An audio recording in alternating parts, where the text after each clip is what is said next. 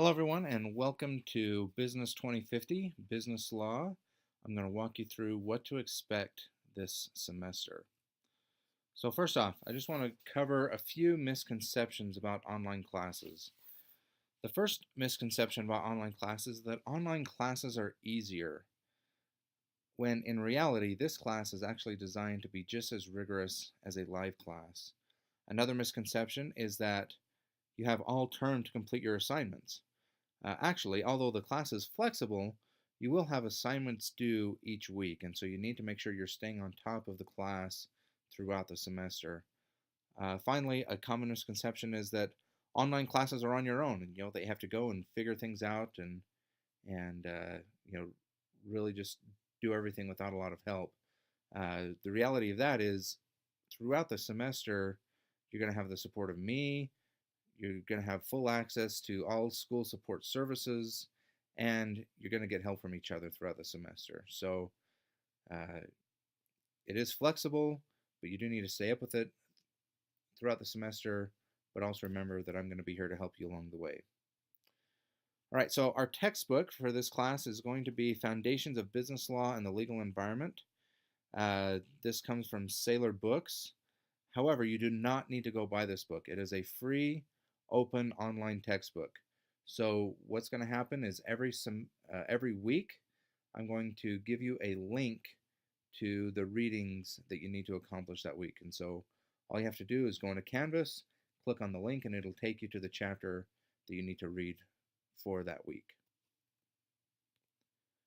Okay, so let's quickly cover the objectives for this class.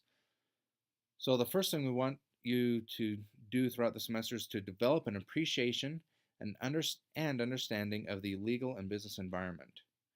We also want you to develop a vocabulary of legal terminology. We want you to broaden your ability to evaluate and think critically about business and legal relationships. We want you to develop an awareness of legal topics in the media.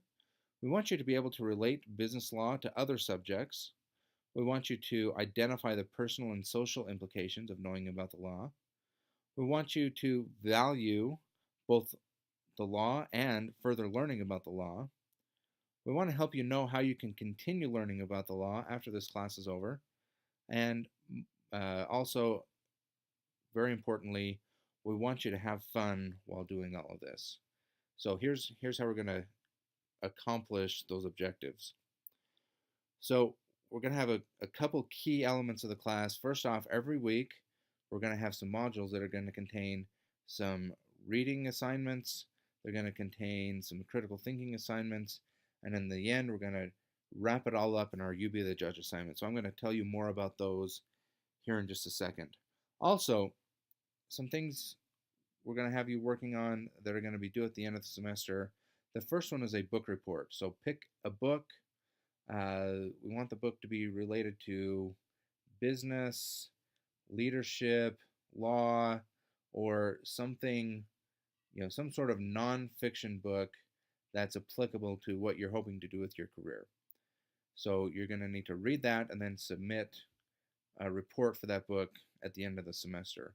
So it's usually better to not put that off till the very end. So I would say pick a book sooner rather than later and start working on getting that book read. Lastly, at the end of the semester, and this is one I don't want you working on the entire semester, but something to be thinking about throughout the whole semester, is when we wrap everything up, I'm going to give you guys a reflection assignment where I want you to think back on the course, think about what you learned, think about what was impactful, what wasn't, and what you plan on taking away from this class going forward. Okay, now let's get into some of those weekly modules, just so you know what to expect coming up. First off, every week you're going to have 2 or 3 chapters that you're going to be going through. And so since this is kind of a shorter semester than what we normally do, everything is going to be a little bit more compact. So we're going to have 2 or 3 chapters that you're going to be reviewing every week. So for each chapter, you're going to need to read the full chapter in the book. Also, I have some videos that are hopefully going to help you understand the content a little bit better. And then you're going to take a quiz. Mostly the purpose of the quiz is to help me know that you actually read through and understood the things in the reading and in the videos. A couple things to know about the quizzes though. You do get unlimited attempts, so if you don't get the score you want, you can go back and retake the quiz again. My philosophy with quizzes is I want to make sure that you know the material. I'm not so interested on catching you. I'd really rather you go through the quizzes several times and learn what it is that you need to learn.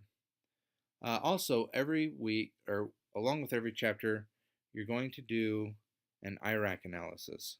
So IRAC stands for Issue, Rules, Analysis, and Conclusion. So essentially what we're going to do is I'm going to give you a real-life case that pertains to the topics and the laws that we're talking about in that particular chapter.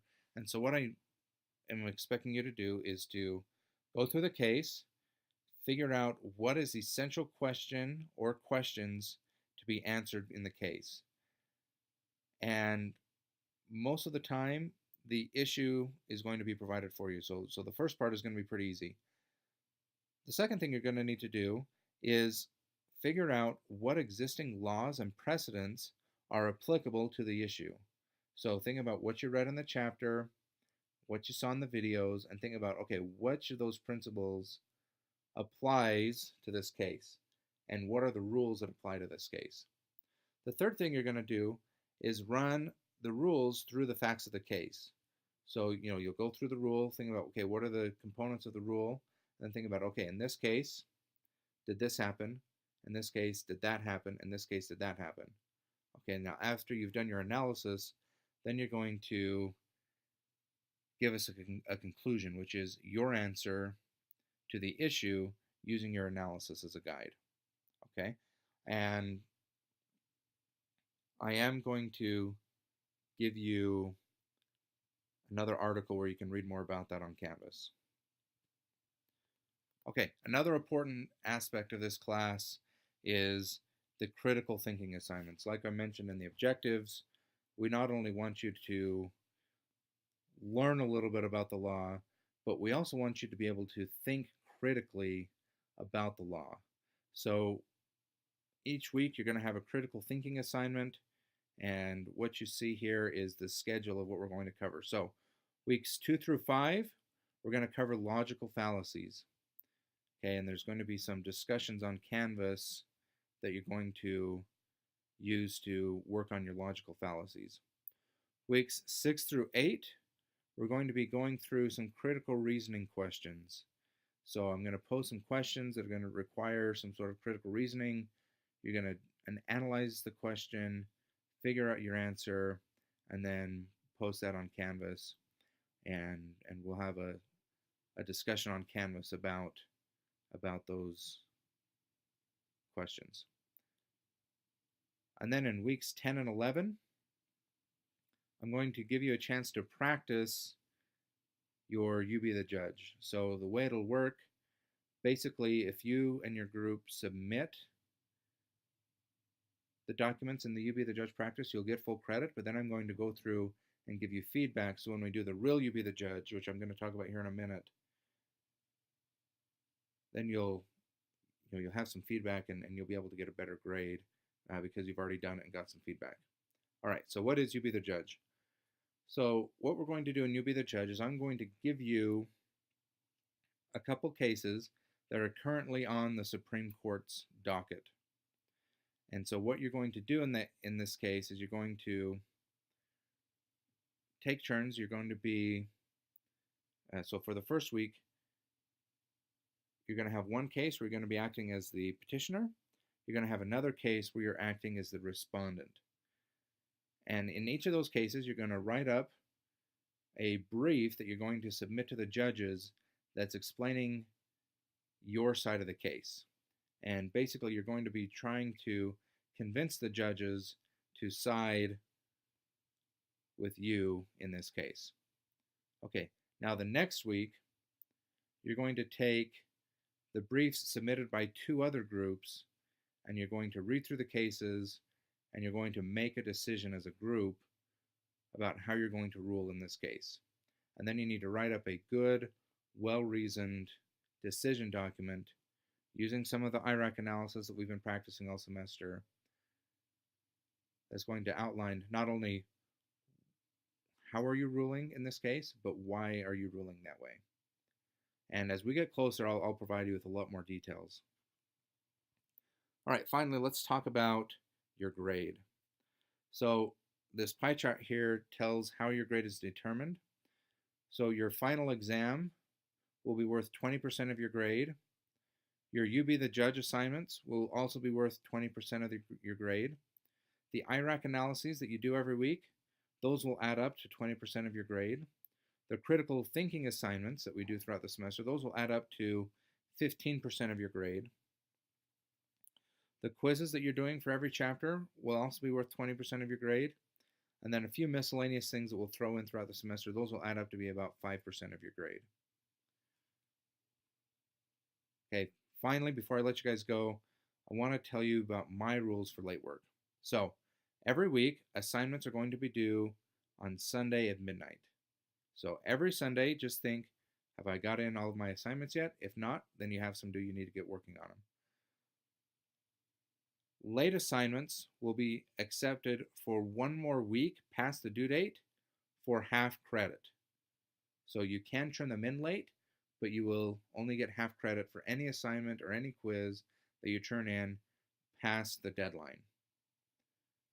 Once we get past that 1 week, I will not accept your assignment. So really make sure you're getting your assignments done on time.